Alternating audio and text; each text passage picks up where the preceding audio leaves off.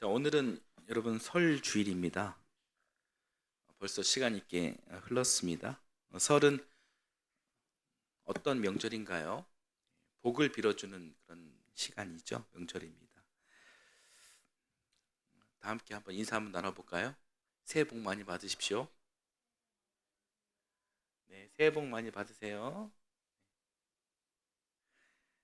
네. 새해 계획을 세운 지가 엊그제 같은데 새해의 한 달이 여러분 벌써 지났습니다. 음, 저는 그 새해에 계획한 것도 많고 또 할 일도 많은데 한 해에 그 12분의 1이 이렇게 지났으니 걱정이 많이 앞섭니다. 계획들을 아직 1도 이렇게 수행하지 못했는데 벌써 이렇게 시간이 지나니까 마음이 좀 조급해지고 좀 그런 경향이 있어요. 여러분들은 어떻습니까? 예, 여러분들도 저 비슷하실 것 같아요. 뭐 저나 여러분들이나 뭐 크게 다르지 않을 것 같습니다. 지금부터라도 정신 바짝 차리고 다시 시작해야 되겠다라는 그런 생각을 하게 됩니다. 그래서 구정이 있는 것 같아요. 여전히 새해니 정신 바짝 차리고 다시 시작하라라는 뜻이 아닌가, 이렇게 구정의 의미를 한번 이렇게 새겨보았습니다.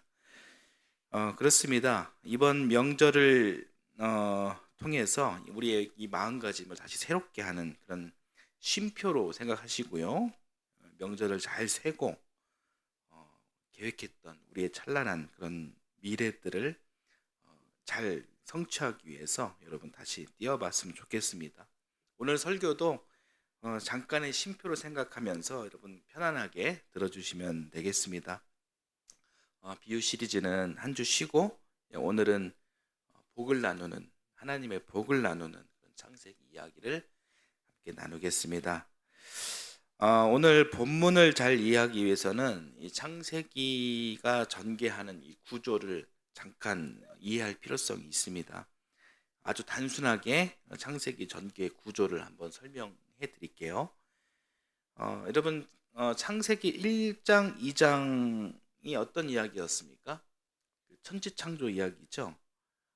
1장은 우주를 어떻게 창조했는지에 대해서 이야기하고 있고, 2장은 에덴 동산 창조, 그리고 사람의 창조 이야기, 이런 천지 창조에 대한 좀 구체적인 그런 이야기를 2장에서 좀 해주고 있어요. 그리고 3장, 4장은 하나님과 사람의 경계의 상징인 선악과를 사람이 따먹은 이야기가 나오죠. 그래서 쫓겨난 인류의 이야기, 에덴 동산에서 쫓겨난 인류의 이야기가 나오고요. 또 욕심과 시기가 절정에 이르러 가지고 형제를 죽인 사건이 나오죠. 가인과 아벨의 이야기가 나옵니다. 이 3장, 4장 이 두 이야기는 결국 인간 타락의 결정체를 말해주고 있는 것입니다. 1장, 2장의 키워드는 창조입니다. 그리고 3장, 4장의 키워드는 타락인 거예요. 한번 보여주시겠어요? 여러분, 이 키워드를 한번 기억해 주시면 창세기를 이해하시는 데 도움이 될 거예요. 1장, 2장은 2장 키워드는 창조, 그리고 3장, 4장 키워드는 타락. 이렇게 기억해 주십시오. 그리고 오늘 5장으로 연결되는데, 사실 이 5장의 등장은 1장부터 4장까지의 전개 과정들을 보았을 때 좀 어색한 면이 있어요. 왜냐하면 5장은 족보 이야기거든요. 왜 어색했냐면은, 자, 단순하게 한번 생각을 해볼게요. 하나님께서 이 세상을 창조하셨죠? 아주 선하게 창조하셨습니다. 아름답게 창조하셨습니다. 그런데 피조물이 타락했어요. 하나님의 말씀을 피조물이 안 들어요. 거역해요. 그러면 다음 장면이 어떤 장면이 나와야 이 문맥상 어색하지 않나요? 예를 들어서 우리 아이들이 나쁜 행동을 했어요. 그러면 어떡합니까? 훈계의 과정이 생략되어도 괜찮은가요? 뭐 결론은 우리 아이들 사랑하니까 위로하고 격려하는 것이 이제 결론이 되겠지만, 그 전 과정에 혼을 내는 과정, 훈육하는 과정, 훈계하는 과정이 있어야 하는 것이죠. 그래야 이 잘못에 대한 우리 아이들이 반성을 하고 그리고 그 잘못을 되풀이하지 않을 수 있는 것이죠. 그래서 이 창세기 이야기의 전개 과정은 잠깐 다시 한번 보여주시겠어요?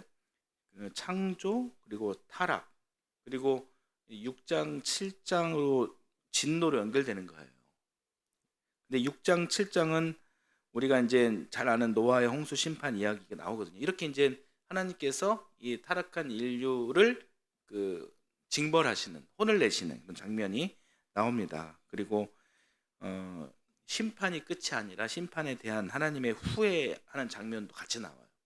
그래서 다시는 내가 너희를 물로 심판하지 않겠다, 이런 무지개 약속까지 7장에 연결이 됩니다. 그러니까 이렇게 연결이 돼야 자연스러운 것인데, 이 타락과 그리고 하나님의 진노 사이에 5장에 생뚱맞게 족보 이야기가 나온다는 거예요. 제가 이렇게 설명을 해드리니까 전개 과정이 좀 생뚱맞죠? 네. 그런데 오늘 본문 말씀인 5장은 이게 좀 이렇게 생뚱맞게 배치되어 있지만 그렇게 된 아주 중요한 이유가 있습니다. 그 이유는 좀 쉬어가자라는 의미입니다. 쉬면서 인생의 본질을, 인생의 정체성을 한번 생각해 보자라는 거예요. 자, 오늘 본문 말씀을 다시 보면서 어떻게 쉬는 것인지, 어떻게 쉼표를 찍는 것인지 다시 한번 좀 따져보겠습니다. 자, 5장 내용을 한번 볼게요. 자, 아담에서부터 노아까지의 족보 이야기입니다. 5장 1절 말씀을 다시 읽어보겠습니다. 같이 읽겠습니다. 아담의 역사는 이러하다. 하나님이 사람을 창조하실 때에 하나님의 형상대로 사람을 만드셨다. 하나님은 그들을 남자와 여자로 창조하셨다. 그들을 창조하시던 날에 하나님은 그들에게 복을 주시고 그들의 이름을 사람이라고 하셨다. 자, 2절을 보니까 하나님이 그들에게, 그들이 누굽니까? 사람에게 복을 주셨다, 이렇게 이야기하고 있습니다. 축복하셨다는 거예요, 하나님께서. 자, 오늘 본문이 이 5장이 왜 중요한지 여러분에게 말씀드릴게요. 신천지 그리고 여호와의 증인 같은 이단들 있죠? 이단들과 우리 기독교가 다른 이유는 신앙의 대상을 바라보는 관점이 다르기 때문입니다. 창조주 하나님을 어떻게 생각하느냐에 따라, 이 결정적 인식의 차이에 따라 천지 차이로 구분이 되어지는 겁니다. 이단들은 이 창조주를 어떻게 가르치고 믿고 있을까요? 심판의 하나님, 그리고 저주의 하나님, 징벌의 하나님, 이런 무서운 존재 프레임으로 창조주를 설명합니다. 곧 저주가 내리고 심판의 때가 이르니 어서 신천지 14만 4천 명 안에 들어와라. 곧 심판의 때가 이르니 순결한 공동체인 여호와의 증인 안으로 들어와라. 이런 이야기를 한다는 거예요. 우리 안에 들어오면 구원받고 살고, 안 들어오면 모두 저주받는다, 지옥불에 떨어진다, 이런 논리입니다. 다 이런 논리예요. 우리는 이 논리에 동의할 수 없죠? 왜 그러냐면, 자, 물론 우리가 믿는 창조주 하나님은 천지를 창조하시고 운행하시고 또 무소불위의 힘을, 전지전능한 힘을 갖고 계신 분입니다. 하나님께서 얼마든지 우리를 무력하게 하실 수 있습니다. 때로는 혼을 내시고 심판을 하시는 분인 것은 확실합니다. 그러나 하나님의 기본 성품이 무엇인지 한번 생각해 보자라는 거예요. 하나님의 본질이 무엇입니까? 여러분, 지옥불에 떨어뜨리는 분이십니까? 아니면 사랑과 구원의 주님이십니까? 우리 하나님은 생명 창조, 생명 구원이라는 기본 속성을 가지신 분이세요. 생명 창조와 구원의 주님이신데 이분이 자신의 마음에 들지 않는다고 해서 결론적으로 지옥불로 집어넣으신다는 논리는 우리가 믿는 하나님과 어울리지가 않습니다. 우리 하나님은 기본적으로 자비하시고 선하시고 인자한 분이십니다. 그래서 우리가 믿는 하나님을 어떻게 우리가 하나님을 설명합니까? 사랑의 하나님, 아가페의 하나님, 이렇게 고백하는 거예요.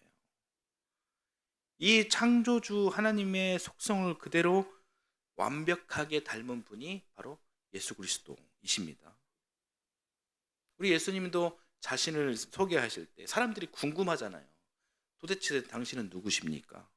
예수님께서 뭐라고 설명합니까? 나는 선한 목자다. 그렇게 설명하십니다.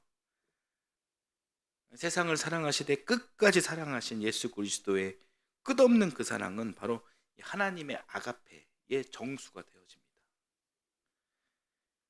성경에서 말하는 하나님의 속성은 이렇게 연결되는 거예요. 하나님과 예수 그리스도 이렇게 연결되는 거예요. 사랑으로 연결되는 거예요. 여러분 그 하나님을 믿으시죠? 여기까지 정리가 되셨다면 오늘 본문으로 다시 돌아가겠습니다.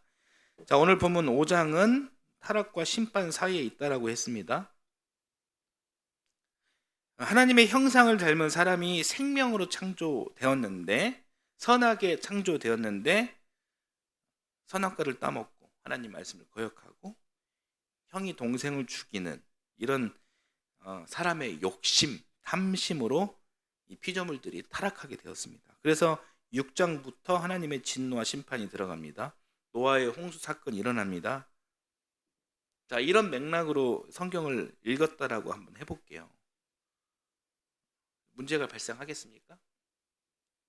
발생합니다. 어떤 문제가 발생하냐면 맨 처음 하나님의 모습, 생명 창조 하나님의 모습, 생명 구원과 사랑의 하나님의 모습, 이 아가페 하나님의 이 선하신 모습은 쏙 빠지게 되는 그런 오류를 범할 수 있게 된다는 거예요. 이단이 득세하게 하는 논리를 만들어주는 거예요. 이단 자기네들 성서 해석이 맞는 것이냐 왜곡, 오해하게 한다는 것입니다. 우리가 믿는 하나님을 생명 창조, 생명 구원의 하나님을 심판의 하나님으로 잘못 이해하게 되는 결정적인 오류가 발생할 수 있다는 겁니다. 그러나 우리가 믿는 창조주 하나님은 어떤 분이시냐? 심판과 저주를 하시는 분이 아니다. 천지를 창조하시고 창조하실 때마다 보시기에 좋았다. 보시기에 심히 좋았다. 히브리어로 토브. 이 토브를 7번이나 말씀하실 정도로 이 세상을 사랑하시고 아끼셨던 분이 우리 하나님이시다. 우리 하나님은 그런 분이시다. 이렇게 하나님의 기본 속성을 다시 환기하고 있는 겁니다. 그래서 창세기 5장은 타락한 너희 피조물들, 이제 곧 노아 홍수 심판 사건이 있을 것인데 타락과 이 심판이 연결될 것인데 그 전에 우리 잠깐 쉬어가자. 쉼표를 찍자. 쉬면서 이 창조주의 정체를, 창조주의 기본 속성을 다시 한번 각인하자. 창조주는 원래 어떤 분이셨냐? 우리를 사랑하신 분이시다. 우리에게 복을 주시는 분이시다. 창조 때 우리의 모습이 어떤 모습이었는지, 하나님은 우리를 어떻게 창조하셨는지 다시 한번 점검하고 기억하고 깨닫자. 이런 깊은 메시지가 스며든 말씀이 5장이라는 것입니다. 이해가 되시죠? 그러면 여러분, 예전에 우리가 창세기 시리즈를 했었죠. 여러분 창세기 1장, 2장을 한번 기억해 보세요. 창세 때 사람은 어떤 복을 받았습니까? 자, 오늘 본문 1절을 한번 읽어볼게요. 창세기 5장 1절 같이 한번 읽어보겠습니다. 아담의 역사는 이러하다. 하나님이 사람을 창조하실 때에 하나님의 형상대로 사람을 만드셨다. 자, 사람이 어떤 복을 받았냐? 그것은 사람을 창조하실 때에 하나님의 형상대로 만드셨다. 사람을, 모든 사람을. 이런 복을 받았다라는 거예요. 하나님의 형상의 복을 받았다라는 말인데 이 이야기가 무슨 이야기인가요? 자, 2절에 답이 있습니다. 2절 한번 읽어볼게요. 2절 하나님은 그들을 남자와 여자로 창조하셨다. 그들을 창조하시던 날에 하나님은 그들에게 복을 주시고 그들의 이름을 사람이라고 하셨다. 네. 사람을 먼저 창조하시고 남자와 여자로 창조하셨다. 성경에서 증언하는 이야기예요. 여기서 하나님의 형상, 우리의 복이라고 하는 하나님의 형상은 섹슈얼로서의 남자와 여자가 아니에요. 자, 오늘 본문 말씀 제대로 한번 봐볼까요?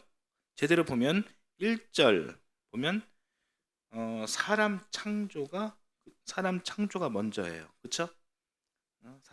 하나님의 형상대로 사람을 만드셨다. 1절에서 사람 창조를 먼저 하셨고 2절 그 뒤에 남자와 여자로 나뉘었다. 이렇게 이야기합니다. 그러니까 이 인류가 오늘까지 오는 과정 속에서 수많은 사람들이 잘못 생각하고 있는 부분이 하나님의 원형은 남자다. 이렇게 이야기하는 것이거든요. 그래서 모든 신들이 다 남자예요. 제우스도 남자고 다 남자예요. 그리고 성경에서 기독교인들이라고 하는 사람들도 하나님의 원형은 남자다.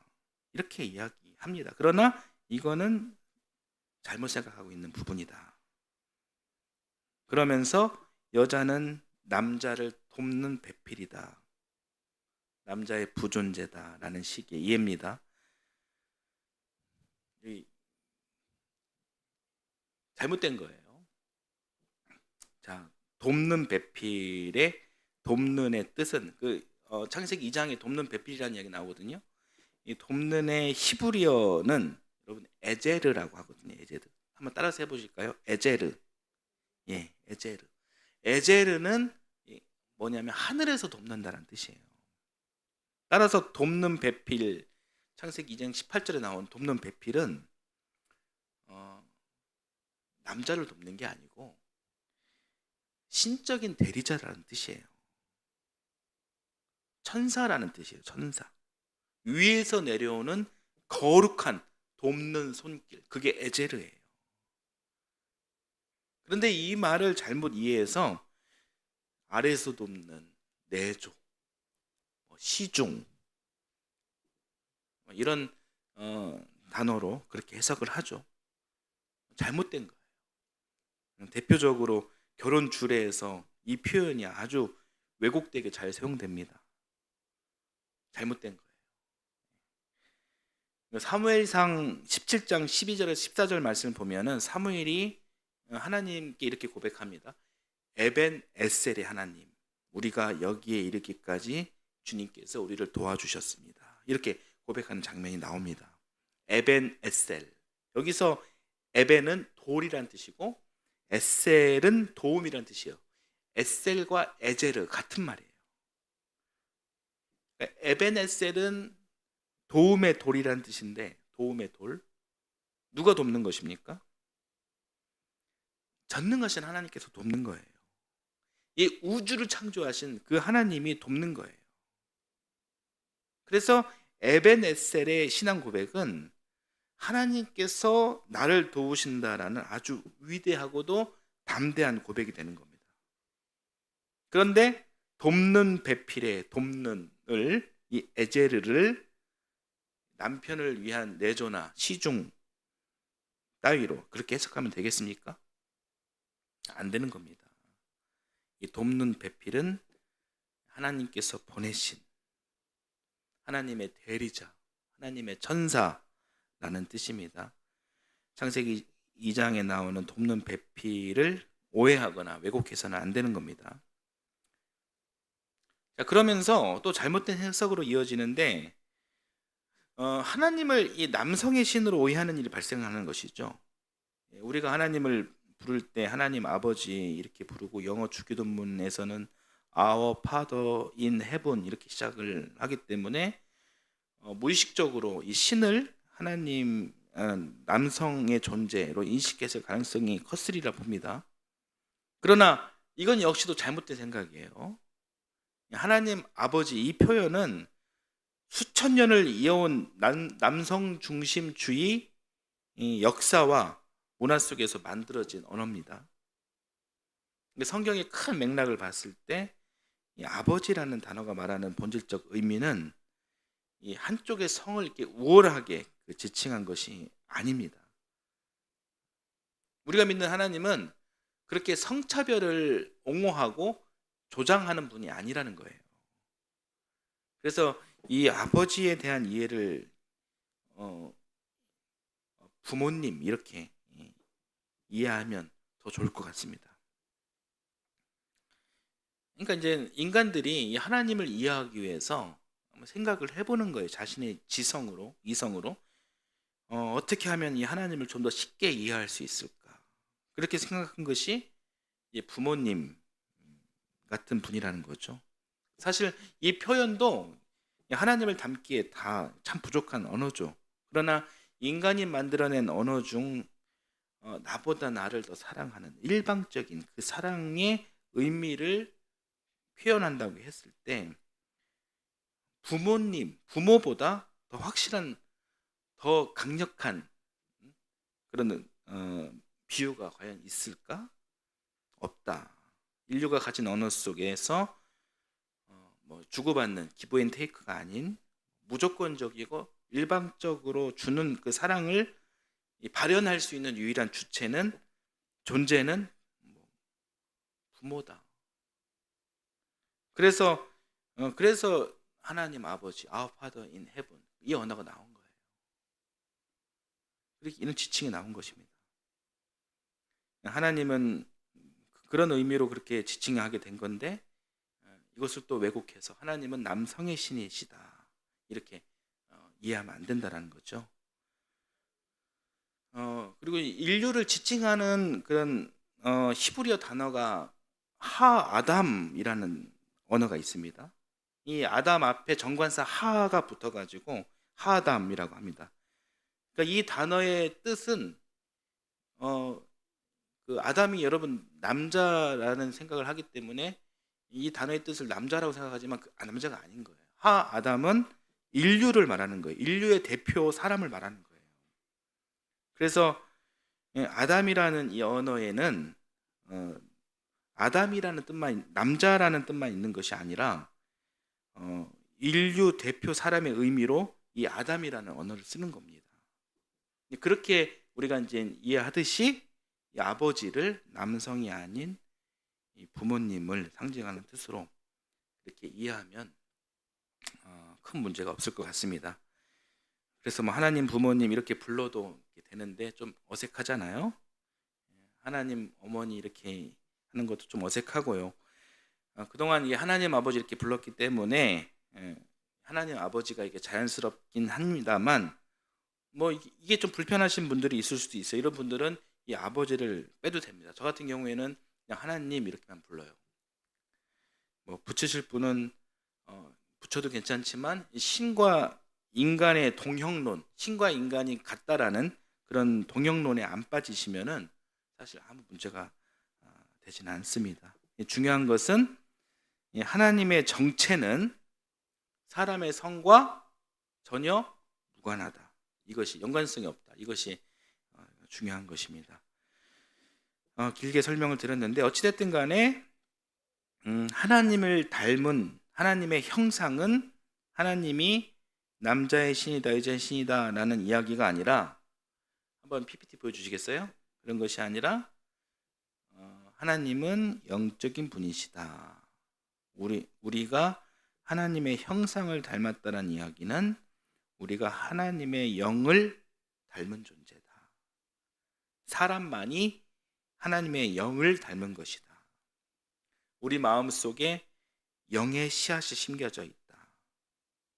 그렇기 때문에 여러분들은, 사람은 존귀한 존재이고 하나님의 특별한 복을 받은 존재다 라는 의미로 여러분 하나님의 형상을 이해하시고 받아들이면 될 것 같습니다.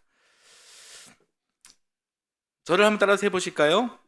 당신은 특별한 복을 받은 사람입니다. 그렇습니다. 여러분은 하나님의 특별한 복을 받은 사람들이에요. 모든 사람들이 다 특별한 복을 받았습니다. 장애인이 태어났습니다. 이들은 복을 안 받았을까요? 몸이 불편해 보여서 이들은 하나님의 형상이다 이렇게 보기가 어려울까요? 그렇지 않아요. 하나님의 형상입니다. 돈을 좀 덜 번다고, 명예가 좀 없다고 복을 못 받았나요? 아니죠. 하나님의 창조 원리에 따르면 그 사람이 누구든 하나님의 형상을 닮은 존재인 겁니다. 모두가 특별한 존재인 것입니다. 자기 표현을 하지 못하는 영아일지라도 그 아이의 영 안에 하나님의 영과 씨앗이 심겨져 있기 때문에 절대로 그 아이의 보호자일지라도 부모일지라도 아이를 학대하거나 그 아이의 존엄을 손상시키면 안 되는 것입니다. 모두 어떤 사람이든 당신이 사람이라면 하나님 안에서 특별한 존재입니다. 하나님의 영의 씨앗이 심겨진 아주 소중한 존재입니다. 여러분, 이것이 바로 창조신앙이에요. 이 말씀은 인간의 존엄성을 옹호할 수 있는 아주 강력한 선언이자 믿음의 고백이 되는 겁니다. 모두 다 그들이 하나님을 믿든 안 믿든, 그들이 불교 신자든 유교 신자든 이슬람 신자든, 그 사람들은 하나님의 형상이 아닐까요? 아니에요. 다 하나님의 형상입니다. 사람은 누구나 하나님의 형상을 가지고 있습니다. 그 사람 안에 하나님의 영이, 생명이 삶의 중심을 이루고 있습니다. 창조 세계 안에서 특별하게 지음받은 존재는 그렇게 사람밖에 없습니다. 피조물인 모든 생명체 중에서 특별히 대접받으면서 창조된 존재는 사람이 유일합니다. 그래서 여러분, 사람은 기본적으로 복된 존재예요. 기본적으로 사람은 복된 존재다라는 사실을 여러분, 이 설 명절을 앞둔 오늘 여러분 좀 기억해 주셨으면 좋겠습니다. 사람은 이미 복을 받은 존재입니다. 누가 강제로 빼앗아 갈 수 없는 영역입니다. 그렇게 깨달음과 자각이 있어야 우리의 자존감을 우리가 언제 어디서나 높일 수 있는 것입니다. 대망의 2024년 설 연휴가 이번 주부터 시작됩니다. 여러분, 복된 존재인 여러분, 이 시간 부디 복된 시간들이 되시길 바랍니다. 부모, 형제, 친지, 가족들을 만나면서 여러분 복을 빌어드리고 사랑의 마음을 이렇게 나누어 주길 바랍니다. 만나서 불편한 이야기 될 것 같으면은 아예 꺼내지도 마시고 이렇게 좋은 이야기만 하는 그런 시간이 되길 바랍니다. 결혼은 언제 하냐, 돈은 잘 버냐, 직장은 구했냐, 시험은 잘 봤냐, 이런 거 있죠. 이런 거는 당사자가 먼저 말하기 전에는 절대로 먼저 묻지 마십시오. 불편해질 수 있습니다. 자, 그러면 무슨 이야기를 하면 좋을까요? 오늘 말씀을 통해서 우리가 지혜를 얻는다면 하나님께서 주신 복에 대한 그런 이야기를 많이 나누시길 권면합니다. 그래서 제가 좀 제안을 드리자면, 첫 번째는 여러분 복된, 여러분 그 삶 속에서, 여러분 삶의 역사 속에서 누구나 복된 시간이 있거든요. 이런 시간들을 한번 회상해 보십시오. 그 회상하는 그 자체가 중요합니다. 우리 가정에서 가장 복되었던 시간이 언제였는지 한번 그 일을 한번 기억해 보십시오. 한없이 사랑했던 신혼 이야기, 우리 사랑하고 존경하는 부모님과 함께했던 이 소중한 어린 시절의 그런 이야기, 눈에 넣어도 아프지 않을 만큼 사랑하는 자식과 함께했던 행복하고 애틋했던 그날의 이야기 등등, 우리가 얼마든지 생각을 하면은 좋은 그런 그 주제를 발굴해낼 수가 있어요. 생각을 안 하려고 해서 그렇죠. 오늘 주어진 이 시간이 지긋지긋해서 그렇지, 한번 되돌아보고 한번 의식하고 생각을 해보면 좋았던 기억들이 얼마든지 발굴해낼 수 있거든요. 그런 것들을 자꾸 회상하며, 그리고 회상하면 기분도 좋아지거든요. 그러면서 염려와 근심의 시간이 아닌 이 복된 시간으로 충만한 그런 명절을 잘 만들고 보내시기를 바랍니다. 그리고 둘째는 여러분 그 복에 대한 헬라어가 한번 보여주시겠어요? 율로게오, 헬라어가 율로게오라고 하고, 또 히브리어는 이 복이라는 단어 바라크라고 합니다. 이 두 가지 단어의 뜻이 축복이라는 뜻이 있고요, 또 높여주다라는 뜻이 있어요. 두 가지 뜻이 있습니다. 그래서 이 복을 이렇게 나눈다라는 것은 서로 이렇게 칭찬하고 서로 높여주는 이 행위와 연결되는 거예요. 행동하고 연결되는 거예요. 그냥 복 받아 이게 아니고, 이게 끝나는 게 아니고 행동이 같이 동반되는 거예요. 칭찬하고 높여주는 그런 행동이 동반되는, 연결되는 이 단어가 율로게오 바라크, 축복이다라는 겁니다. 복을 나누는 일이란 칭찬과 높여주는 것입니다. 과거에 있었던 일에 대해서 얼마나 수고하고 애썼는지, 그리고 하나님의 형상을 닮은 당신은, 너는 얼마나 잘난 사람인지를 이렇게 인지시켜 주면서 축복해 주는 것입니다. 이게 복이에요. 복을 나누는 거예요. 이런 시간을 창조적으로 잘 발굴하여 나누는 그런 명절이 되기를 기원합니다. 복은, 여러분 복을 낳습니다. 또 복을 부릅니다. 여러분 새해 복 많이 받으십시오. 설교 마치겠습니다.